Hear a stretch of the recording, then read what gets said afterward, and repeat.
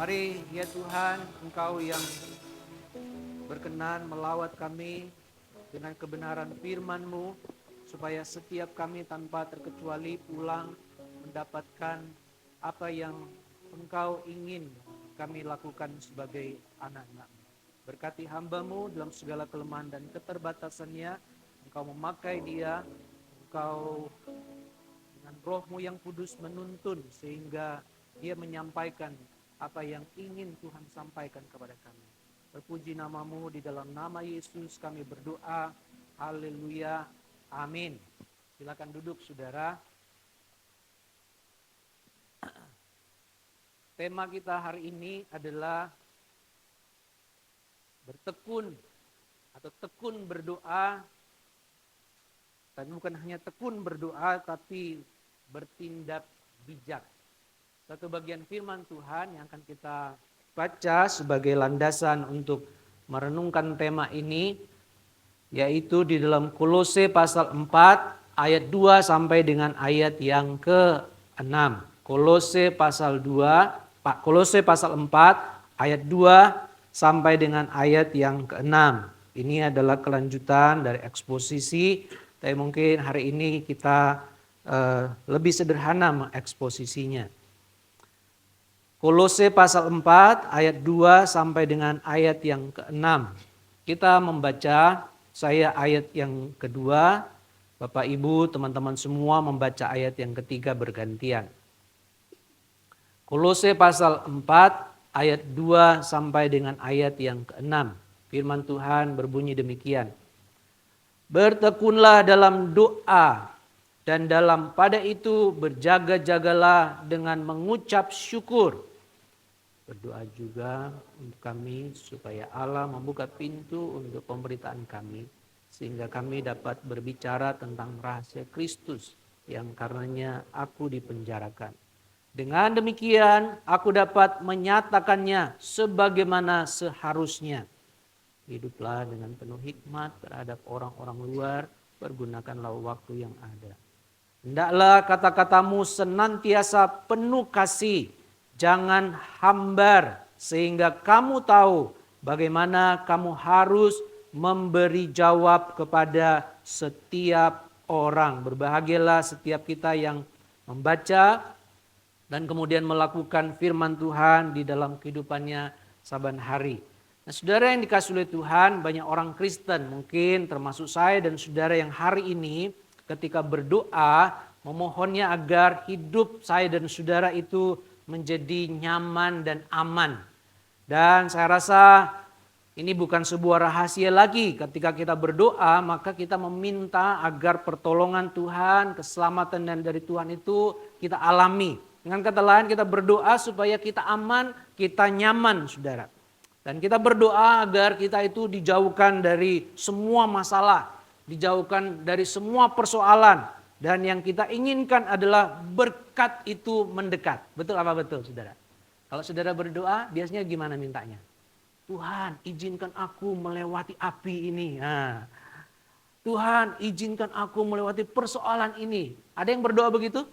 Kebanyakan Tuhan singkirkan ya. Singkirkan semua persoalan. Singkirkan masalah-masalahnya.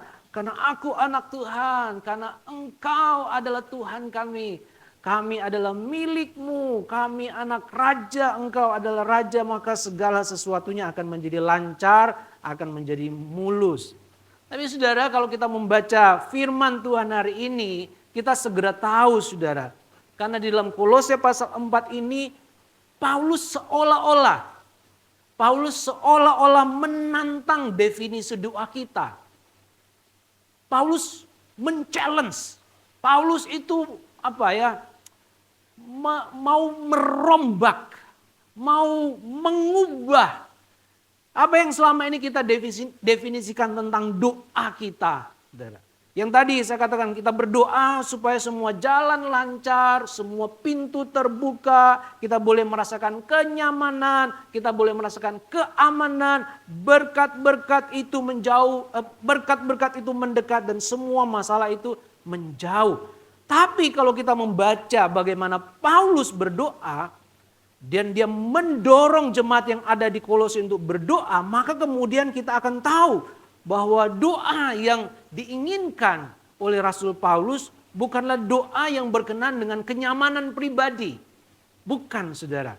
Bukan sebuah doa yang menginginkan semua berkat-berkat itu didapatkan. Bukan, saudara. Tapi cara Paulus mendorong jemaat di Kolose berbeda untuk berdoa. Nah, maka saudara yang dikasihi oleh Tuhan, kita akan tahu bagaimana justru Paulus ketika mendorong jemaat di Kolose untuk berdoa, supaya apa? Baik Paulus maupun jemaat yang ada di Kolose itu mendapatkan clarity, mendapatkan ketajaman, mendapatkan kejelasan. Ketajaman dan kejelasan berkenan dengan apa? Ketajaman dan kejelasan berkenan dengan misi Tuhan. Jadi Paulus tidak meminta jemaat Kolose, bahkan mendoakan dia agar rantai yang ada yang mengikat, menahan Paulus itu terlepas. Pintu sel di mana dia terpenjara itu terbuka. Tetapi justru yang dia minta kepada jemaat di Kolose berdoa agar apa? Lidahnya itu lepas bicara untuk menyatakan rahasia Kristus. Nah, itu saudara yang kita baca di dalam Kolose ini, di dalam ayat-ayat ini. Jadi kalau seorang rasul yang besar seperti Paulus, dia masih merasa perlu ya bergantung dalam tanda kutip saudara ya, bergantung pada doa jemaat yang ada di Kolose. Karena doakan saya, bukan supaya pintu penjara terbuka, bukan rantainya terlepas, tapi aku terlepas lidahku untuk berbicara, speak up tentang rahasia Injil kepada orang-orang yang dia temukan. Nah, kalau Rasul Paulus itu seolah-olah gitu dia merasa menjadi orang yang rentan, yang rapuh, yang membutuhkan orang lain, yang membutuhkan jemaat yang jauh dari dia. Karena Paulus sedang ada di penjara, kemungkinan di Roma. Dia seolah-olah bergantung, doakan saya. Siapa saya dan saudara? Yang kemudian mengatakan, aku ini loh. Aku ini loh. Wah, aku tuh luar biasa. Aku gak butuh siapa-siapa. Aku gak perlu siapa-siapa. Cukup dengan diriku, cukup dengan Tuhanku. Aku gak perlu komunitas. Tapi Paulus mengatakan di tempat ini, di bagian ini, bahwa dia pun bergantung dalam tanda kutip pada doa jemaat awam.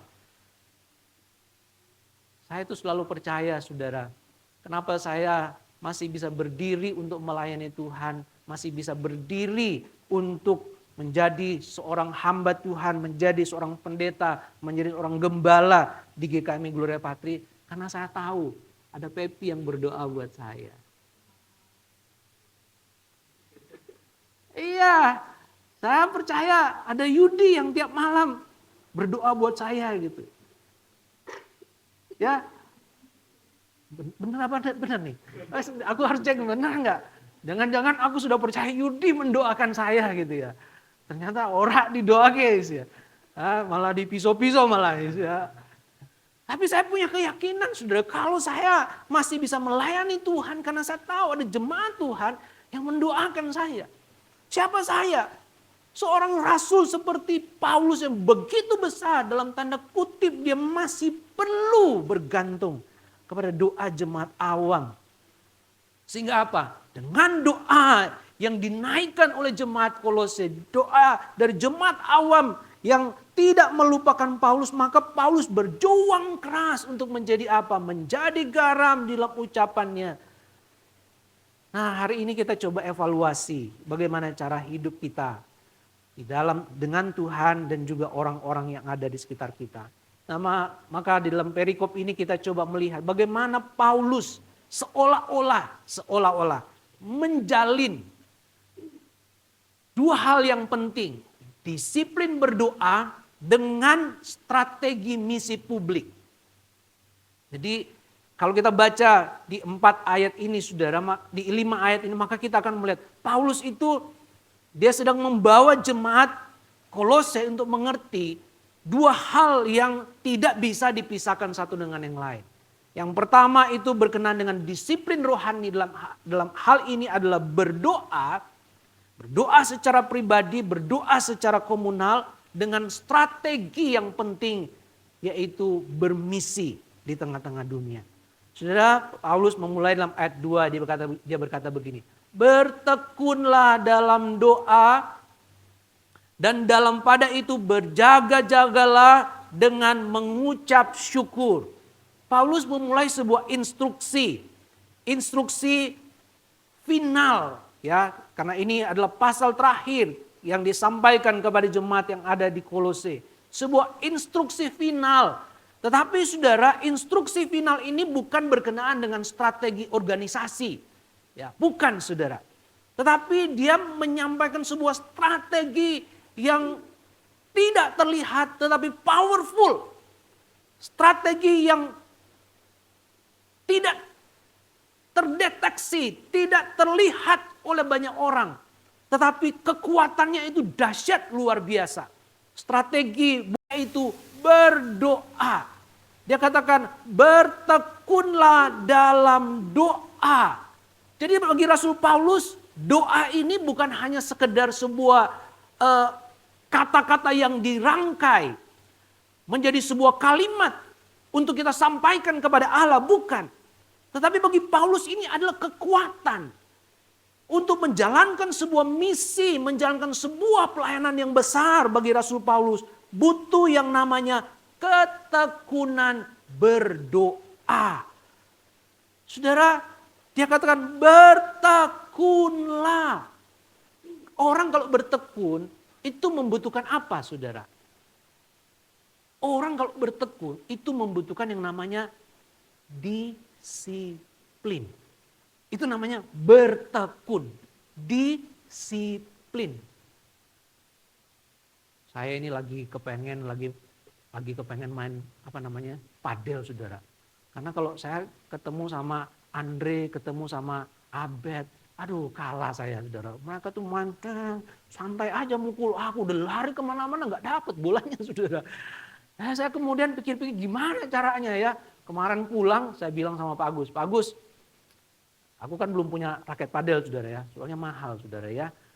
Nah, sudah beli mahal-mahal kemudian berhenti tengah jalan itu kan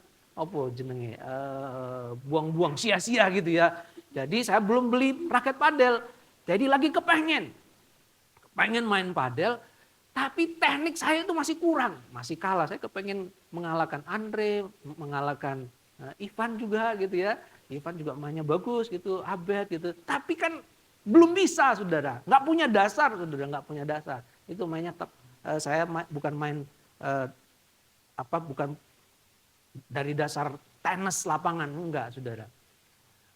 Nah, saya kemudian bilang sama Pak Agus, boleh nggak pinjem raketnya? Wah, Pak Agus bilang, wah ini aku beli raket ya bukan untuk diriku ternyata ya. Ini aku beli larang-larang raketnya berapa 4 juta, ini ternyata malah dipakai sama Pak Jackson. Kenapa? Sejak dia beli, dia nggak pernah pakai, setiap kali main aku yang pakai. Udah pakai pas mainnya, malah dibawa pulang. Loh, saya bilang, Pak, saya itu kepengen supaya lebih bagus mainnya. Nah, gimana caranya? Aku lawannya tembok. Nah, jadi aku ambil raketnya dia, kemudian pinjam bolanya. Dan sejak saya hari Kamis terakhir main, Jumat 1 saya latihan sama tembok, saudara. Nggak kalah-kalah temboknya, saudara. Saya yang kalah jauh, saudara. Tapi kenapa, saudara, saya katakan bahwa untuk mendapatkan sebuah hasil yang maksimal, itu butuh yang namanya ketekunan. Ketekunan itu berkenaan dengan apa? Disiplin. Ketika Paulus mengatakan, ayat 2, bertekunlah dalam doa. Ini bicara tentang bagaimana saya dan saudara itu harus memiliki namanya disiplin, ketekunan di dalam doa. Berdoa itu gampang apa susah, saudara? Saya tanya, berdoa itu gampang apa susah? Susah-susah gampang ya. Ya, susah-susah gampang. Jadi 2 kali susah gampangnya sekali. Bukan gampang-gampang susah. Tapi susah-susah gampang. Lebih banyak susahnya, saudara. Kalau misalnya saudara dalam masalah itu berdoa itu sulitnya minta ampun. Ketika sudah dalam persoalan yang berat, doanya sulitnya minta ampun. Sudah pikir, aku kalau semua jalannya lancar itu aku berdoa. Ketemu senangnya, ketemu berkat, lali doa saudara. Iya kan? Jadi susah banget ketika kita berdoa, baik dalam keadaan yang sulit maupun dalam keadaan lancar. Maka Paulus men-encourage jemaat dan Kolose, bertekunlah, jadikan ini sebagai disiplin rohani. Dan dia tidak hanya berhenti dikatakan bertekunlah dalam doa. Dia langsung sambung dikatakan, dan dalam pada itu apa? Berjaga-jagalah. Paulus bilang berjaga-jagalah. Selain dia menuntut sebuah kegigihan, ketekunan, kedisiplinan kepada jemaat yang ada Kolose, dia katakan berjaga-jagalah. Ini bicara tentang apa kalau berjaga-jaga? Ini bicara tentang kalau berjaga-jaga itu gambarannya apa saudara? Tentara gitu ya. Ya kan? Berjaga-jaga kan tentara kan? Berjaga-jagalah. Kenapa tentara harus ditempatkan di setiap pojok, di setiap sudut? Kenapa mereka harus selalu siap? Karena mereka bertugas untuk menjaga. Ada kewaspadaan. Kita ingat bagaimana Yesus ketika mengajak murid-muridnya di Taman Getsemani, murid-muridnya apa yang dilakukan? Yesus sedang berdoa sungguh-sungguh. Ketika dia kembali, murid-muridnya sedang tertidur. Mereka tidak berjaga-jaga. Maka Yesus katakan berjaga-jagalah. Berjaga-jaga berbicara tentang kewaspadaan. Supaya tidak jatuh dalam kelalaian spiritual. Jangan sampai terkena sebuah serangan fajar pencobaan. Seperti murid-murid yang ada di Getsemani. Tapi Paulus juga menyampaikan bukan hanya sekedar berjaga-jaga dalam kewaspadaan, tapi ada satu penjaga yang lain, yaitu ucapan syukur. Paulus bilang bertekunlah dalam doa dan dalam pada itu berjaga-jagalah dengan ucapan syukur. Saudara, saya katakan ini adalah dua penjaga doa. Anda kalau mau berdoa dengan tekun, maka miliki dua penjaga ini. Penjaga yang pertama namanya kewaspadaan. Penjaga yang kedua namanya ucapan syukur. Kewaspadaan itu berbicara supaya saya dan saudara tidak jatuh dalam kelalaian spiritual, kelalaian rohani. Tetapi yang kedua adalah ucapan syukur. Ucapan syukur untuk apa? Agar hati kita tidak pahit ketika kita mungkin sedang mengalami masalah. Kadang-kadang kita menjadi pahit hati, kita tidak menaikkan ucapan syukur di dalam doa. Kepahitan membuat kita sulit untuk berdoa. Tetapi Paulus katakan, naikkan dengan ucapan syukur. Ini adalah penjaga bagi saya dan saudara untuk berdoa. Kalau Anda sedang patah hati, Anda sedang dikecewakan, maka sulit untuk melihat sesuatu yang baik. Tetapi ketika Anda kemudian melihat melampaui kesulitan, melampaui sakit hati, dan kemudian mengucap syukur, maka doa kita akan menjadi sebuah doa yang powerful. Ini yang disampaikan oleh Rasul Paulus. Bagaimana berdoa? Berdoalah dengan kewaspadaan, berdoalah dengan ucapan syukur. Tapi apakah berhenti sampai dengan situ, saudara? Enggak. Ayat 3, Paulus juga kemudian mengatakan demikian. Berdoalah. Berdoa jugalah untuk kami. Supaya apa? Tujuannya jelas, saudara. Paulus memberikan sebuah tujuan. Bagaimana doa yang dinaikkan oleh jemaat yang ada di Kolose mempengaruhi misi yang dilakukan oleh Rasul Paulus. Berdoalah juga untuk kami supaya Allah membuka pintu untuk pemberitaan kami. Menarik, saudara. Paulus tidak meminta jemaat mendoakan kenyamanan fisiknya. Enggak. Paulus tidak meminta pintu terbuka. pintu selnya terbuka? Enggak. Tapi Paulus meminta pintu terbuka bagi apa? Pemberitaan Injil. Saya itu kadang-kadang begini saudara ya. Kalau misalnya Anda senang dengar khotbah bagus nggak? Senang ya? Senang ya? Senang kan? Wah, aku juga senang kalau misalnya khotbahku bagus, kemudian pulang, Pak, terima kasih ya, khotbahnya bagus. Tapi pernah nggak saudara? Ini saya mau challenge saudara. Anda menginginkan doa yang bagus, tapi pertanyaan saya, apakah Anda sebagai jemaat mendoakan nggak hamba Tuhan Anda supaya dia bisa berkhotbah bagus? Anda waktu datang berdoa nggak? Semoga Pak Jackson doanya bagus. Ada nggak? Jujur. Ada nggak yang berdoa begitu? Jujur. Liana? Enggak. Mulai sekarang ya.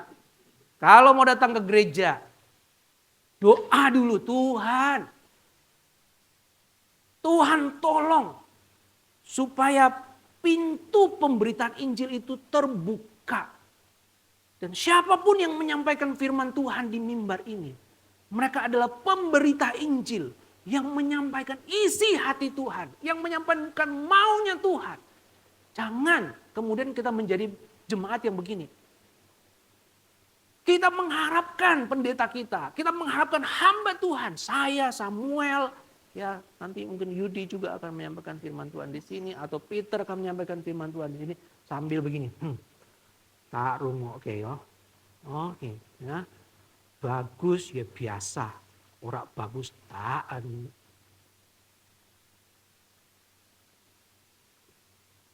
Tapi Paulus ingin mengatakan kepada jemaat Kolose, berdoalah untuk kami supaya apa? Supaya Allah membuka pintu untuk pemberitaan kami. Jadi sebagai jemaat, jangan hanya mengharapkan hamba Tuhan Anda, pendeta, siapapun yang menyampaikan firman Tuhan itu berkhotbah bagus. Tapi sejak Anda mau datang ke tempat ini, Tuhan aku berdoa, jangan sampai kamu datang sini, suppose yang khotbah ya, ini Pak Jackson atau Bu Foni, ini atau siapa? Anda pun nggak tahu siapa yang khotbah. Tapi sejak Anda datang ke sini, aku doakan. Jadi kalau misalnya khotbahnya bagus, Pak Jackson, Anda khotbahnya bagus, tapi tahu nggak? Saya doakan Bapak dari tadi malam. Saya itu nonton Madrid pun doa Bapak gitu ya. Saya nonton MU doain Bapak, saya doain Arsenal sambil melihat Arsenal menang 3-0, aku doain Pak Jackson biar khotbahnya bagus sama seperti Arsenal bagus. Nah, misalnya gitu. Itu maksud saya, Saudara. Jadi Anda tidak kemudian hanya menerima bersih dari apa yang kemudian disampaikan. Tapi Anda sebagai jemaat mengambil bagian yang besar untuk sebuah pelayanan di tempat ini. Amin saudara. Kalau bisa saudara, Anda lihat warta jemaat. Sopo yang jadi WL di sini. Oh Samuel. Oh Pepi. Oh Audrey. Kalau bisa Anda lihat juga nih pemain musik. Oh Jessica. Oh siapa jenengnya lali aku malah. Yudi. Ya. Eben yang main musik, doakan mereka. Karena ketika Anda berdoa, Anda sedang berbicara kepada Tuhan. Tuhan, kiranya Engkau membuka pintu. Sehingga orang-orang yang melayani ini, mereka memberitakan Engkau dalam pelayanan mereka. Dahsyat enggak Anda dalam doa? Dahsyat saudara. Jadi peran Anda sangat dahsyat, sangat luar biasa. Maka Paulus merasa bahwa dalam tanda kutip saya katakan, Paulus seolah-olah bergantung kepada jemaat awam yang ada di Kolose. Supaya pemberitaan Injil yang dipercayakan kepada dia, tugas ilahi yang dipercayakan kepada dia, itu bisa dengan baik disampaikan. Saudara, meskipun tangan Rasul Paulus dirantai, tetapi Paulus ingin agar kata-katanya tidak terbelenggu, tidak terkunci. Dan itu bisa dilakukan melalui doa-doa yang dinaikkan oleh jemaat yang ada di Kolose. Saudara yang dikasihi oleh Tuhan, saya mau mendorong kita semua. Jangan hanya mengharapkan semua pelayanan itu berjalan dengan baik. tapi kemudian Anda tidak mengambil peran yang sangat penting untuk berdoa bagi mereka yang melayani di tempat ini. Mungkin ketika Anda melihat begini, saudara, ketua Pak Jackson ini kesel nih. Aduh, kayaknya Pak Jackson ini lagi bermasalah. Mungkin Bu Wen ini lagi bermasalah. Mungkin Samuel sedang bermasalah. Anda berdoa, Tuhan, aku gak ngerti masalah Samuel, tapi aku berdoa buat dia. Supaya pada waktu dia menyampaikan firman Tuhan, dia menyampaikan firman Tuhan. Dan itu adalah perkataan yang turun dari Tuhan. Melalui perkataan, dibuka mulutnya. Dibuka pintu mulutnya. Dan dia menyampaikan dengan jelas Injil itu. Saudara,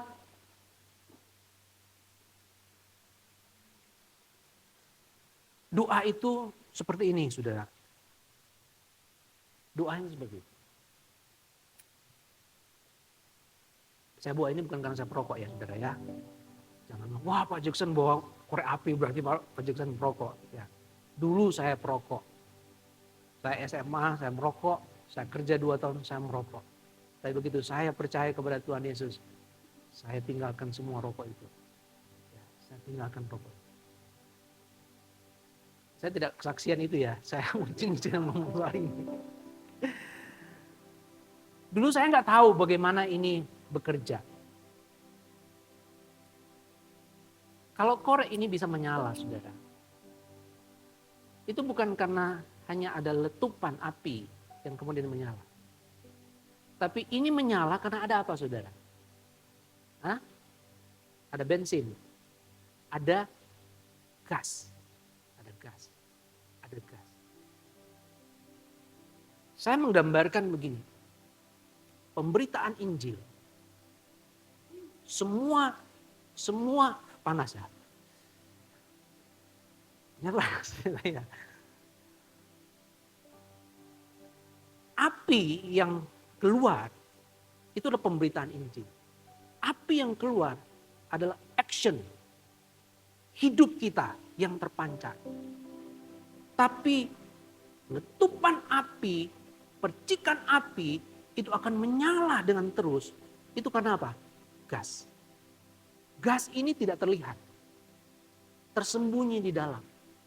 Tetapi dia memiliki kekuatan yang luar biasa. Supaya api ini tetap bisa menyala. Injil itu api. Pemberitaan Injil itu api. Semua yang kita perlihatkan ini apinya. Tapi jangan lupa. Ada kekuatan di dalam yang saya sebut sebagai doa. Doa itu tidak terlihat. Doa itu tidak terlihat. Tapi betapa powerful. Dia bisa membuat api yang dari percikan kecil untuk dia kemudian bisa menyala secara konstan. Ini yang Paulus ingin katakan. Doa dengan tekun akan menghasilkan percikan api. Yang kemudian percikan api itu memberi dampak di dalam pemberitaan Injil. Memberi dampak dalam kesaksian kita. Jangan kecilkan doa. Mari berdoa. Saya mendorong sekali lagi.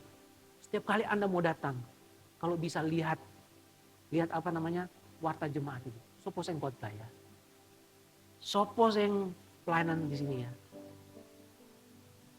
Sopo yang ngatur ya. Ini Anda kalau tidak ada media ini, orang-orang media ini, Anda boring saudara. Tapi doakan mereka. Itu siapa? Tadi mungkin bangun cepat-cepat gitu ya, tertidur sebentar, kaget gitu. Wah, aku harus persiapan, datang cepat-cepat. Tiba-tiba aku menyadari, di belakang tuh sudah ada plat nomor cewek di belakang. Siapa nih dia? Oh, ternyata. Nah, lihat CP juga, ternyata Yudi gitu. Terus tak buka kaca, Yud, bareng siapa? Orang sama sopo gitu.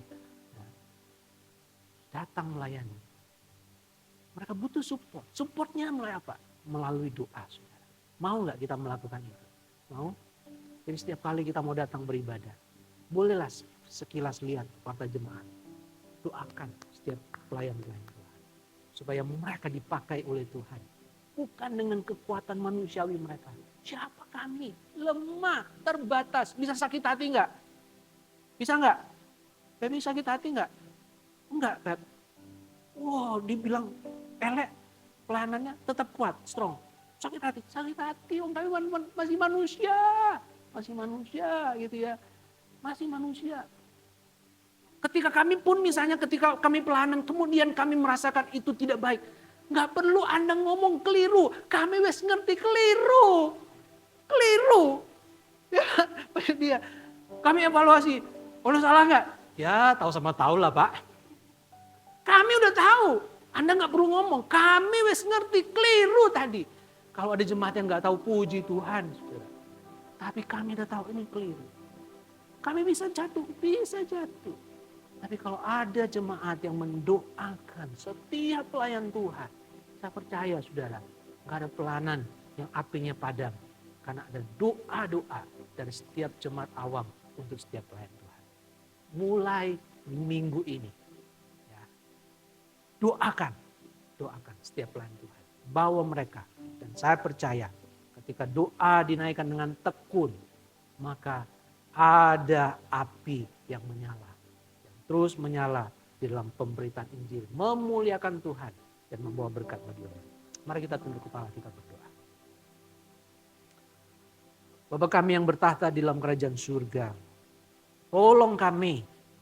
Kalau selama ini kami memiliki semangat yang hampir padam di dalam doa. Kami tidak lagi memiliki ketekunan di dalam doa. Kami tidak lagi berjaga-jaga di dalam doa.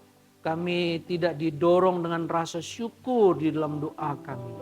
Tapi hari ini Engkau mengajarkan kepada kami. Doa kami adalah sesuatu yang sangat-sangat penting. Karena ketika kami berdoa, maka Allah membuka pintu untuk pemberitaan Injil. Rahasia Kristus itu dibukakan. Sehingga orang yang belum mengenal Tuhan boleh mengenal Tuhan. Kami pun akan mendapatkan berkat melalui pemberitaan firman Tuhan. Tolong kami semua ya Tuhan.